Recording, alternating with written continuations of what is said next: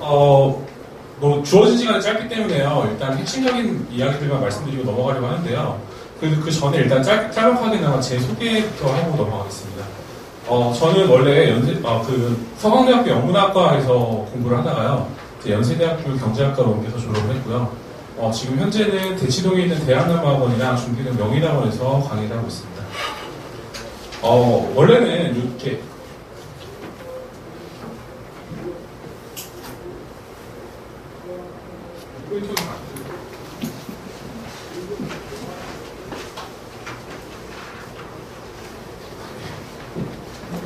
원래는 이 정도만 얘기하고 그냥 본격적으로 기출분석 얘기를 드렸는데 그렇게 얘기를 했더니 이제 학부모님들께서 너무 딱딱하다, 수업도 지루할 것 같다 이렇게 말씀을 많이 하셨다고 하시더라고요. 그래가지고 제가 이제 영어 강사를 하게 된 계기에 대해서 잠깐 간략하게 말씀을 드리고 넘어가려고 하는데요. 제가 사실 보시는 것처럼 외국인 친구들이 굉장히 많거든요. 제가 얼마 전에는 사실 독일에서 친구 한 명 와서 같이 술 한잔 마셨습니다. 근데 이제 외국인 친구들이 많아서 이 친구들이랑 같이 대화를 하다 보면 제가 항상 느꼈던 게 이제 의사소통은 잘 되는데 이게 제가 이렇게 그냥 의견 전달만 하는 건지 정말 프로퍼한 잉글리쉬 정말 제대로 된 영어를 구사하는 건지에 대해서 항상 이제 마음 한켠에 의구심이 생기더라고요. 그래가지고 저희가 친구들끼리 얘기할 때 굳이 제가 어떤 거 잘못 얘기했다고 해서 너 그거 말 잘못했어 이렇게 얘기 안 하잖아요. 그래가지고 마음속 한켠에 항상 언젠가 한번 제대로 영어를 공부해야지 이 생각을 가지고 졸업하고도 그 생각을 하고 있다가 이제 졸업하고 이제 이런저런 일들이 좀 잘 안 되고 나서 어떤 일을 해야 될까 이제 고민을 하던 중에 영어 강사를 해야겠다는 생각을 했습니다. 왜냐하면 영어 강사를 한다는 건 누군가한테 무언가를 가르친다는 건 그만큼 제가 완벽하게 그 부분에 대해서 알고 있어야 되는 거잖아요. 그래서 영어 가르치는 일을 그때부터 이제 시작을 하게 됐고요. 이제 제가 모르던 부분을 이제 파고 들어서 공부를 하다 보니까 책까지 제가 써서 이제 교보문고에 출판을 하게 됐습니다. 인생이 참 알 수가 없죠. 네.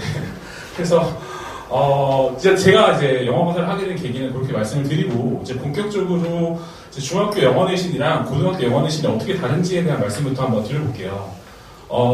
보통 이제 중학교 때 기말고사랑 중간고사 본다고 하면 이제 교과서 2개 과 정도가 시험 범위로 들어가는데요. 이제 한 과당 문장이 한 25개에서 30개 정도가 되거든요.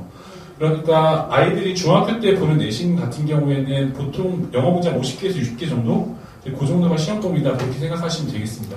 그러니까 어떻게 보통은 준비를 하나요? 중학교 때는 그냥 본문 달달 외우죠. 이게 달달 외우면 보통은 한 80점에서 100점까지도 나오는 그런 시험이었다고 생각을 하시면 돼요. 근데 이제 고등학교에 올라가면 교과서가 똑같이 2개과가 되는데 이제 교과서가 한 과당 보통 문장이 50문장에서 60문장 정도로 늘어나고요. 그리고 이제 시험 범위가 가장 무난하다. 이 정도면 정말 시험 범위 무난하다는 수준이다라고 얘기하는 고등학교가 교과서 2개 과의 모의고사 하나 정도가 시험 범위입니다. 그럼 모의고사 같은 경우에는 보통은 180문장 정도가 되거든요. 그러니까 아이들 입장에서는 보통 50문장에서 60문장 정도 그냥 시험 대비를 하다가 이제 고등학교 올라가는 순간 시험 범위가 한 4배에서 5배 정도 그 정도로 늘어난다고 생각하시면 되겠습니다. 그리고 당연히 뭐 문장의 난이도나 지문의 난이도도 높아질 수밖에 없고요. 그래서 보통은 보면은 시험 문제가 좀 어렵다 얘기하는 학교들 같은 경우에 영어가 전체 평균이 어렵다고 얘기하면 40점대 후반까지도 나와요. 대진여고 이런 데는 40점 후반까지도 찍히는 경우가 있거든요. 근데 그냥 일반적인 난이도다 싶으면 50점대 후반 아니면 60점대 초반쯤에서 전체 평균이 형성되는 경우가 많습니다. 그래서 학부모님들이 이제 중학생 때 80점, 100점 받았는데 갑자기 50점, 60점짜리 시험지 들고 오면 이게 무슨 일이냐 이렇게 하시는 분들이 굉장히 많은데요. 사실은 중학교 때보다 점수가 20점에서 30점 정도가 고등학교 첫 시험에 내려가는 경우가 굉장히 흔한 경우다. 그렇게 일단은 말씀을 드리겠습니다. 1등급 커트라인 같은 경우에는 시험 문제가 좀 어렵다 싶으면 80점대 중반, 시험 문제가 좀 쉽다 싶으면 90점대 초반까지도 형성이 됩니다. 아시다시피 이제 내신이 5등급제가 되면서 이제 내신 등급으로는 1등급 이하로는 그렇게 큰 유의미하다고 보기가 어려운 상황이 됐기 때문에 적어도 내신 시험에서 유의미한 내신 점수를 받으려면 80점 후반에서 90점 초반까지는 받아야 되는구나 이제 그렇게 생각하시면 되겠어요. 그 다음에 이제 수능 영어랑 이제 내신 영어 관련해서 좀 비교해서 말씀드릴까 하는데요. 요거는 이제 단적으로 말씀을 드리면, 처음 보는 지문을 주고 그 지문의 내용을 파악하는지를 물어보느냐 아니냐의 여부입니다. 그러니까 수능 영어 같은 경우에는 이제 시험장에 들어가면 지문 내용을 다 처음 보는 거잖아요. 그러니까는 시험에서 물어보는 문제들도 거의 대부분 뭐 그 지문의 내용을 제대로 파악하고 있는지, 그 지문에서 정확하게 정보를 획득할 수 있는지 그런 거를 물어본다면, 내신 같은 경우에는 미리 시험 범위를 주는 경우가 많기 때문에 이제 독해 문제로는 변별력이 만들어지기가 어렵겠죠.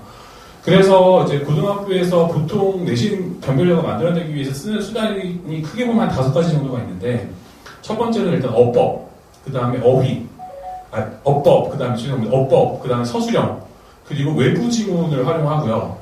그 다음에 지문 내용을 변형합니다. 기본적으로 시험 범위로 주어진 지문 내용을 그대로 내지 않고 지문 내용을 변형한다거나, 그리고 어휘랑 선택지를 변형한다거나, 이렇게 5가지를 통해서 아이들을 변별하려는 경향을 많이 보이고 있습니다. 이거 적어드리고. 자, 그래서 이제 본격적으로 이제 청원고 내신에 대해서 한번 말씀을 드릴까 하는데요. 요거는 최근 3개년 이제 기출 범위거든요. 보통 청원고등학교 같은 경우에는 교과서 2개과랑요, 모의고사 2개 연수의 특정 번호, 그리고 듣기랑 어휘를 중심으로 문제를 내는 경향이 강합니다. 말씀드렸던 것처럼 가장 무난하다고 얘기되는 일반 고등학교 같은 경우에 교과서 2개과랑 모의고사 1회 정도가 시험 범위이기 때문에 시험 범위가 굉장히 넓다, 그렇게 말씀드리기는 좀 어려워요. 이제 외고 같은 경우에는 모의고사 5개년도랑 그 다음에 뭐 EBS까지도 같이 시험 범위에 들어가는 경우가 있기 때문에 시험 범위 자체는 굉장히 무난한 편이다, 이렇게 말씀을 드릴 수 있겠습니다. 근데 이제 청원고등학교에서 대표적으로 보이는 특징이 전 영역에 대해서 굉장히 문제가 골고루 나와요. 이제 어휘, 어법, 독해, 서술형, 그리고 듣기까지도 시험에 나오거든요. 그러니까 이렇게 다양한 분야에서 시험이 나오다 보니까 결국은 그 다양한 분야들을 모두 준비해야 된다. 적어도 한 80점 후반에서 90점 초반 받기 위해서는 어떤 하나도 빼놓지 않고 공부를 해야 된다, 그렇게 말씀드릴 수 있겠습니다. 여기 보시면 이거는 이제 비율인데요. 아무래도 그래도 독해가 조금 넓긴 하죠. 근데 독해가 절반도 차지하지 못하고 있고, 나머지 뭐 서술형이라든지 어휘라든지 그래머, 그리고 뭐 리딩, 리스닝 이런 걸로 이렇게 굉장히 다변화되어 있는 분포를 보실 수 있겠습니다. 요 밑에 나와 있는 건 이제 기출 예문인데요. 지난번 설명회 때 막 기출 문제 제가 막 분석하고 했더니 지루하다고 하셔서 그냥 간략하게만 보여드리고 넘어가겠습니다. 그러면 이제 저는 내신 대비를 어떻게 하느냐, 이제 그거를 말씀드리면 결국은 단계가 6개입니다. 어휘, 문장, 지문, 어법, 서술형, 그리고 문제풀이까지 이렇게 6단계로 진행이 되고요. 이제 뭐 아시겠지만 영어는 기본적으로 어휘죠. 기본적으로 어휘이기 때문에 가장 먼저 어휘를 먼저 다룹니다. 그 다음에 이제 문장 단위 해석을 하고요. 그리고 지문 내용 파악, 어법 강의, 서술형 대비, 그리고 문제풀이 이렇게 들어간다고 보시면 되겠는데요.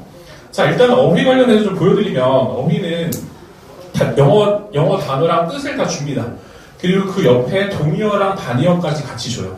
왜냐하면 말씀드렸던 것처럼 지문을 변형해서 낼 때는 어휘를 변형하는 경우가 많기 때문에 동의어나 반의어를 알고 있는 편, 특히 반의어까지는 모르지만 동의어 정도는 알고 있는 편이 좀 유리한 측면이 있거든요.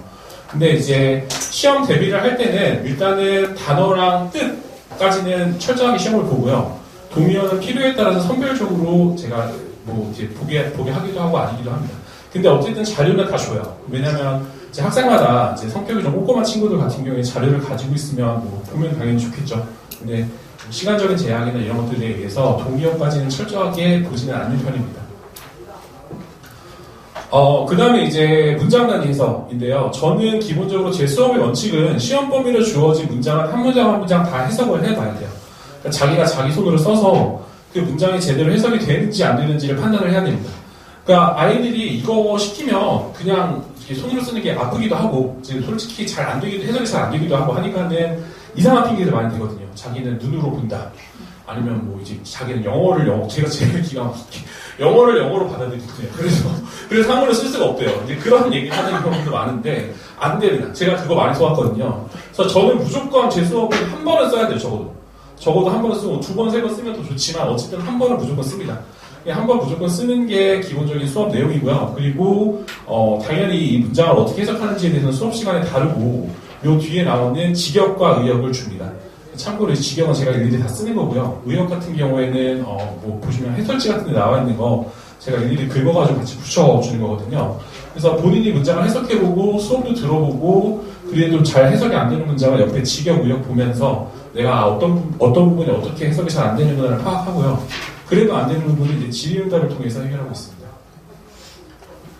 그 다음에 이제 어휘랑 문장 해석이 다 완료가 되면 이제 아이들 같은 경우에 보통 이제 문장 해석이 잘 안 되다 보니까 문장을 해석하는 데만 매몰 되다 보면 전체 지문 내용의 흐름을 놓치는 경우가 굉장히 많아요.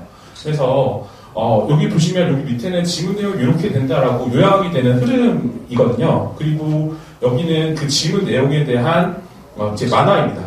4컷짜리 만화인데 사실 모의고사 지문 같은 경우에는 지문 내용 자체가 추상적이고 이해하기 어려운 경우가 많기 때문에 당연히 문장 단위 해석하고 전체 지문이 어떤 내용인지에 대한 강의도 하지만 여기에 대한 요약문이나 이제 만화까지 같이 제공을 해줘서 지문 내용에 대한 이해가 놓치는 부분이 없도록 그렇게 되긴 한다. 그렇게 보시면 되겠고요. 사실은 여기서 이 요약문 만드는 거는 본인이 직접 스스로 해보는 게 제일 좋긴 하거든요. 그러니까 저는 이렇게 제공해주기 전에 이 전체 지문 내용을 본인 스스로 구조화해서 한 3줄 정도로 어떤 문장, 어떤 지문 내용인지 요약해라 이런 식으로 시키기도 하는데요. 이제 그거는 이제 시간 상황에 따라서 시간적인 여유가 되면 그렇게 시키기도 하고 아니면 그냥 이렇게 해서 수업으로 대체한다 이렇게 보시면 되겠습니다. 그 다음에 이제 어법인데요. 제 수업에 사실은 가장 주가 되는 거는 독해보다는 어법이 될 가능성이 높겠죠. 왜냐하면 독해 같은 경우에는 뭐 일단은 문장이 어느 정도 써 있으니까 이제 그걸 읽어보면 되는데 어법 같은 경우에는 어떤 문장에서 어떤 포인트로 문법 문제가 나오는지는 이제 강사가 잘 알려줘야 되는 부분이니까. 그래서 여기 보시면 이거는 제가 다 일일이 손으로 필기해가지고 준 건데요. 손으로 필기 정말 중요한 부분이 있으면 일일이 다 손으로 필기해서 아이들한테 이건 이제 복사해가지고 애들한테 나눠주고 이걸 중심으로 같이 수업을 하기도 하고요. 그 다음에 이거는 제가 가지고 있는 참고 자료인데 이걸로 대체 가능하겠다 하면 이거를 주고 여기 나와 있는 내용을 수업을 합니다. 참고로 제가 어법이랑 구문은 정말 강의가 잘 하거든요. 지금 대치동에 있을 때도 제 어법이랑 구문 강의에 대해서 불평이 있었던 적은 한 번도 없고요. 지금도 지금 여기 명예나무원에서도 아이들이랑 같이 수업하고 있는데 제가 어법이랑 구문 강의에 대한 만족도가 굉장히 높은 걸로 알고 있어요. 그러니까 아이들 입장에서 뭐가 제일 문제니라고 저는 항상 첫날 수업 끝나고 상담하는 동안에 이제 물어보는데 거의 대부분 나오는 게 어법이에요. 그래서 그만큼 어법을 좀 체계적이고 알기 쉽게 가르쳐주는 강의를 찾기가 어렵다. 그렇게 말씀드리고 제가 잘한다. 그렇게 말씀드리겠습니다. 그 다음에 이제 서술형인데요. 서술형이, 보통은 이제 고등학교 서술형이 어떻게 나오냐면, 한글 문장을 주고 영어 단어를 주고 그 주어진 영어 단어를 재배열해서 한글 문장을 완성하시오. 이런 식으로 나옵니다. 그래서 저도 이제 그거랑 맞게끔 이런 식으로 다 준비를 해가지고 아이들한테 제공을 해주고 있고, 요게 이제 기본적으로 갖춰야 되는 시험 준비 프로세스의 마지막이라고 보시면 되겠습니다. 그래서 어휘랑 어법이랑 독해, 지문 내용 이해, 그리고 서술형 대비까지가 기본적으로 내신 대비에 들어가는 프로세스고요. 그 다음에 이게 이제 다 완료가 되면 그 다음부터는 이제 문제풀이입니다.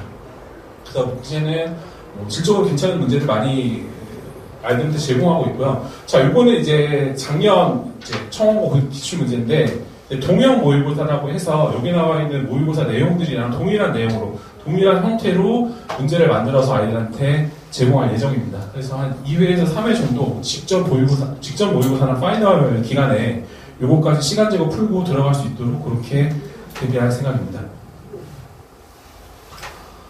그 다음에 이제 마지막으로 관리책인데요. 관리책에는 기본적으로 처음에 이제 시험 계획표를 아이들한테 제공을 해주고요. 그 계획표가 작성되었는지를 확인하고 진행 상황을 체크를 합니다. 아이들마다 이제 본인이 스스로 가지고 있는 여건들이 다르기 때문에 제가 일괄적으로 제공해서 이렇게 해라라고 얘기하기보다는 자기가 자기 상황에 맞게끔 자기가 상황에 맞게끔 작성하도록 그렇게 제공을 하고 있습니다. 그 다음에 이제 수업 전후에 단어 테스트나 지문 이해 테스트, 영어 장문 테스트, 그 다음에 서술형 테스트 같은 것들은 퀴즈 형식으로 보고 있고요. 이제 카카오톡을 통해서 상시 질의응답을 하는 식으로 관리하고 있다고 말씀드릴 수 있겠습니다. 네, 여기까지 이제 제가 준비한 내용 다 끝났고, 그 다음에 이제 성공 사례라고 해서 저랑 같이 공부했었던 친구들이랑 같이 나눴던 대화들 좀 가지고 왔는데요. 이 친구는 저랑 같이 준비하기 전에 이제 시험을 하도 못 봐서 제가 시험 같이 보고, 원래 영어 시험 몇 점이었는지 학원에서 좀 알려달라고 한다 했더니 35점 정도 맞았다라고 하는 거예요. 그래서 제가 100점 만점이냐 이렇게 물어봤습니다. 50점 만점에 100점 만점. 왜냐하면 저랑 같이 시험 보고서는 그래도 80 몇 점 받았는데 35점이라고 하니까 이게 100점 만점에 35점을 얘기하는 건지 했는데 뭐 하여튼 그래가지고 시험을 잘 봐서 제가 어쨌든 성격이 여전히 덤벙거리긴 하죠. 그래가지고 뭐 시험 범위 물어봤더니 뭐 다 잃어버렸다. 부교도 연습 문제도 다 잃어버렸다. 그래서 다시 만들어주겠다 해가지고 그런 건데요. 어머니들 아시겠지만 정말 공부를 안 합니다. 아시죠? 요즘은 정말 공부를 너무 안 해서요. 뭐 이 친구 성적이 35점 받다가 80 몇 점 받은 건 물론 뭐 제가 강사로서 잘했다 뭐 이런 것도 있겠지만은 기본적으로 안 하는 애들이 어쨌든 하게끔 하면 이제 그 정도는 나올 수 있다 이렇게 보시면 되고요. 청원고등학교는 사실은 문제가 그렇게 어렵다고 보기는 좀 어려워요. 그러니까 시험 대비가 탄탄히 되고 자기가 성실하고 꾸준히 열심히 하면 그래도 일정 수준 이상으로 점수는 나올 수 있는 그런 학교이기 때문에 일단은 하는 게 중요하다. 그리고 여기 일단 주 2회 오게 되면 그 중에서 제가 강의하는 시간과 본인이 학습하는 시간이 한 반반 그 정도 되든지 아니면 제가 강의하는 시간의 비중이 조금 더 늘어나든지 그렇게 될 건데요. 그렇게 되는 이유는 일단 숙제는 안 합니다. 숙제로 주고 해오라고 하면 안 하기 때문에 여기서 시키는 시간이 아마 늘어날 수도 있다. 그렇게 생각하시면 되겠습니다. 뭐 요거는 저랑 같이 공부했던 친구 이제 대치동에서 저랑 같이 공부한 친구가 90몇 점 받아서 잘했다. 뭐 이렇게 얘기하는 그런 카톡입니다. 네, 여기까지 하겠습니다. 네, 이은지였습니다. 감사합니다.